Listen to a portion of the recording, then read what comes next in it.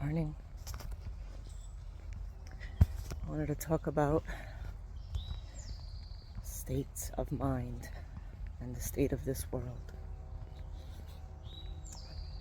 And based on the state of the world, it's easy to assume that the states of our mind are in turmoil.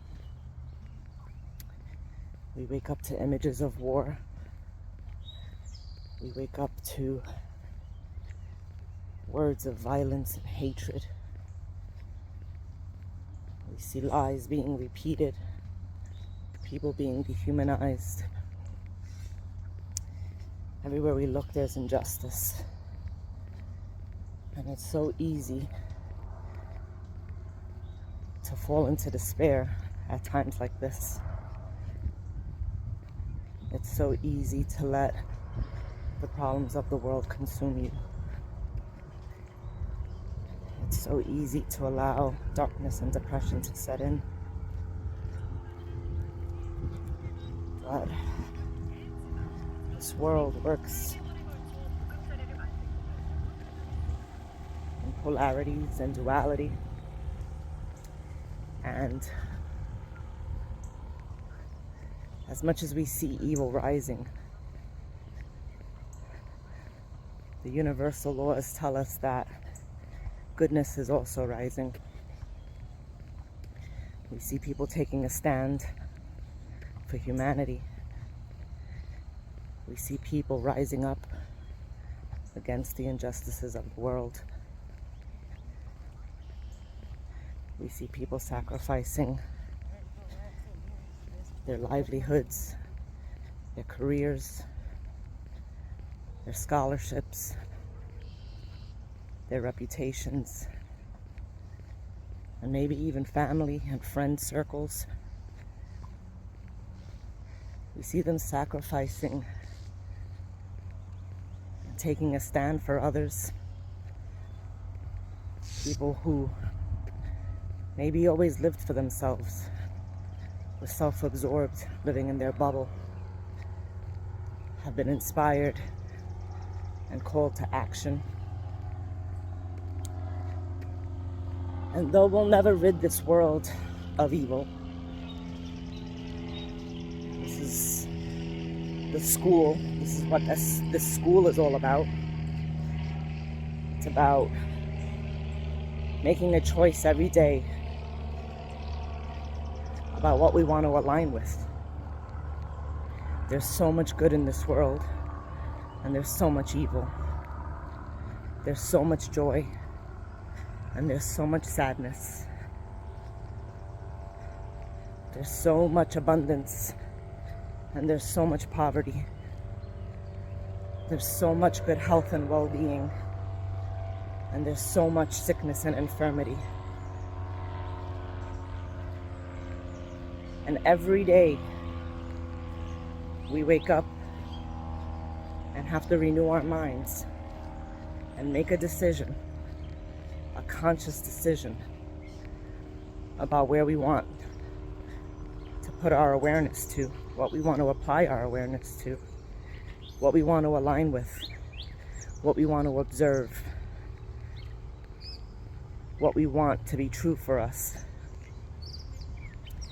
And we do that not only with the world, but with ourselves. That same turmoil exists in our lives. We're faced with challenges.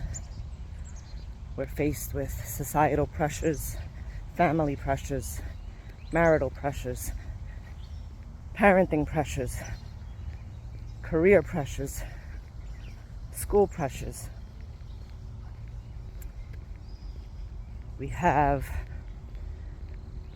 betrayals that we're processing.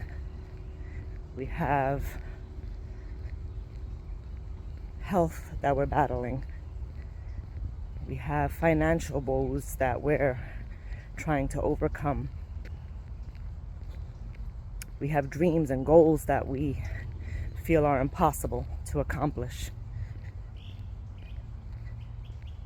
But there's also goodness in our lives. We have the love of our children.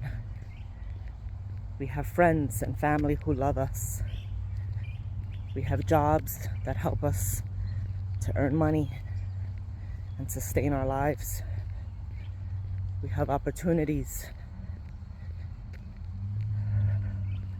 We have health care. We have a beautiful earth to enjoy, to reset us and renew us. And every day when we get out of bed, we have to make a choice about what we want to observe and acknowledge and give our attention to.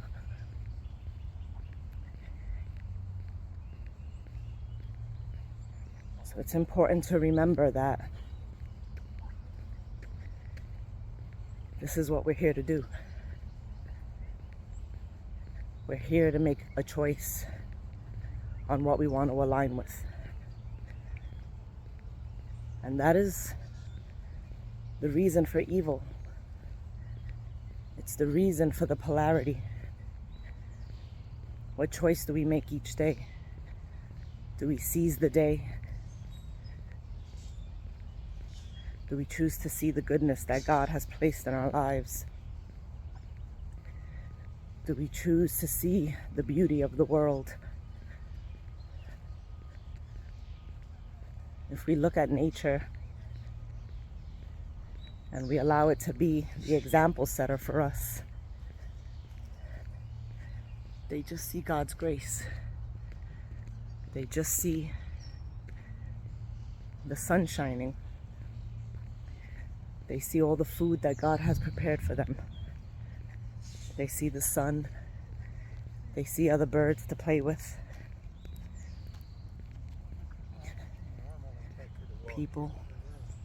People we can acknowledge. People we can wish a good day to. People we can share energy with. Even strangers. If we just look at nature, we can see the examples of the seasons changing, but the grass still grows, and the leaves grow, and the rain comes and the rain goes. Nature doesn't wake up and say, today's a bad day. I'm not going to get out and do my job. I refuse to grow. I refuse to eat.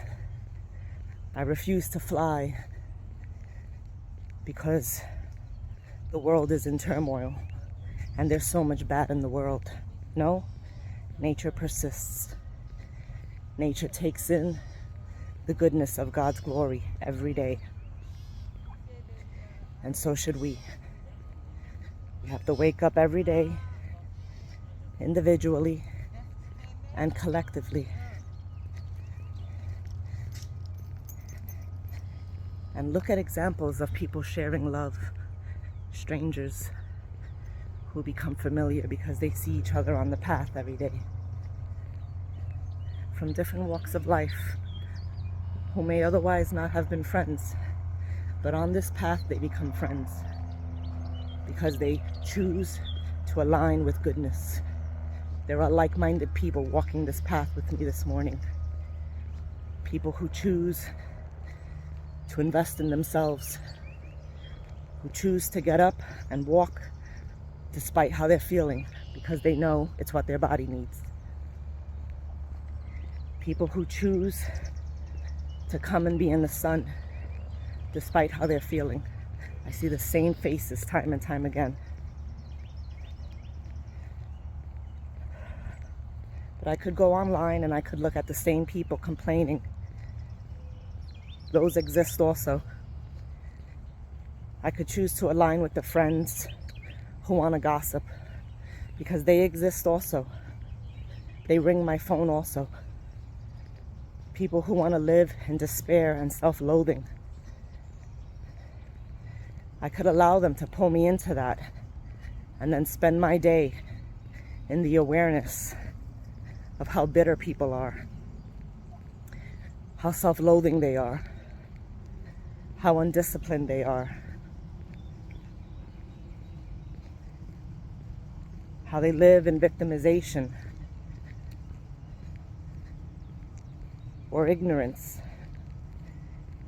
of their power to call great things into their life and into the world. If you're worried about the state of the world and you feel helpless, there are times we have those same feelings in our own life, but it's an illusion. We're not helpless. We just feel it. It's a belief. Good morning. Good boy. Good morning. And we're not helpless about the world. There's so much we can do in this world, but it starts within us. Our work in the world is a personal job, because when we get our mind right individually, then collectively we add to the people who are raising up the vision of this world. And for every person who has their mind set right every day, who believes in goodness and possibility, who believes in well-being and opportunity, who believes in humanity and that there is still greatness in people, for every one person who adds to that belief, we join a collective of consciousness that believes there's goodness in the world still, believes that there's well-being in the world still, believes that there's peace in the world still, believes that there's opportunity for growth and expansion, for improvement within our communities and our cities and our government and our schools. But if we can't manage it individually, we'll never be a part of that collective. And if I told you that in your despair, in your bitterness, in your anger, in your resentment, you are literally adding to the evil of the world, would you believe me? It's one of the hardest truths to accept. But yeah, you're adding to the evil of the world. When you believe that the world is more evil than more good, you create more evil.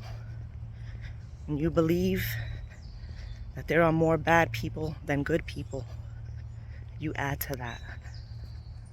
When you believe that you can find beautiful things to look at, you add to that. Good morning. There are examples everywhere of people enjoying God's nature and beauty and beautiful relationships. If you choose to look for them and be aware of them. Or you could stay on the gossip blogs and read about who cheated on who. You can listen to podcasts that tear women and men apart from one another and pit us against each other and demonize one another to break our love and relationships, that devalue women and devalue men. And you could believe that that's the state of the world. Or you could come to this park and see couples committed to their well-being, walking in harmony, swinging on a swing with their heads up looking at the sun, growing old together.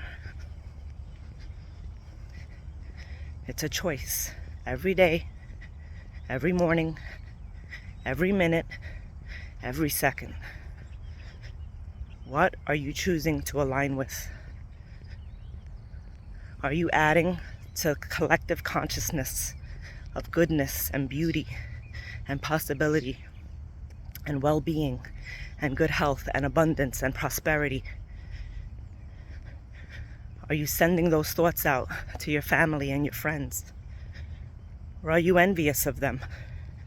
Are you wishing them bad? Are you wishing them hardship? Are you judging them? Are you criticizing them? Are you more focused with them than you are with yourself and your path and your growth? Are you gossiping? Are you speaking lies? Are you exaggerating? Are you playing victim? Are you adding to the evil of the world? Or are you adding to the goodness of the world? So if you want to make a change, if you want to do something bold, if you want to see peace in this world, if you want war to stop, if you want to see an end to poverty, infirmity, sickness, an end to the divorce rates, to child abuse, start with yourself. Get up and take control of your ship and steer it and align with the goodness that exists in the world. Go and find the calm waters and sail away from the rogue waves, the choppy waters, the whirlpools that suck us into life. Steer away from it. You're the captain of your ship. Sail to clear waters, blue waters.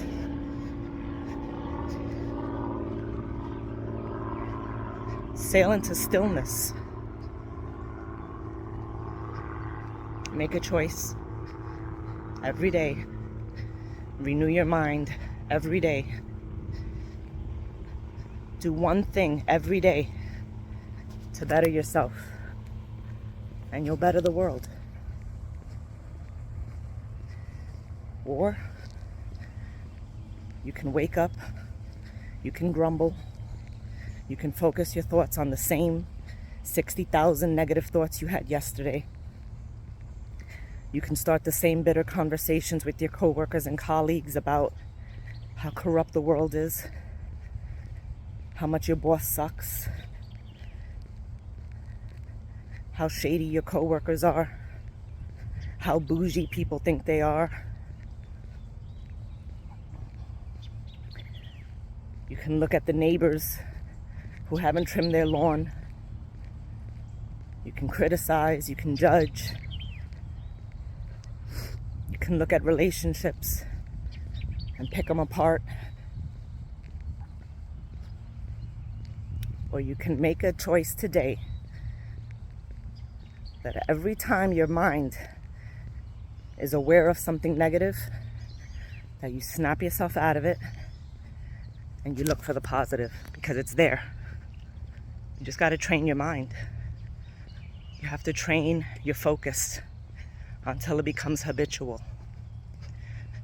Until no matter what people try to hold up in your face and say, look at this negativity. How could you say that? Why would God allow these things? Look at these men. Look at these women. No matter what people hold up to you, it doesn't faze you, because you know that you are well-being. You know that the world is well-being. You know that you are abundance.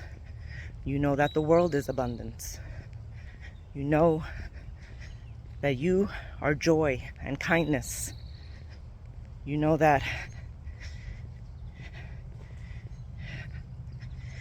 you are sustained and fed, and so is the world. And I bid you farewell today. Have a peaceful day, everyone. God bless.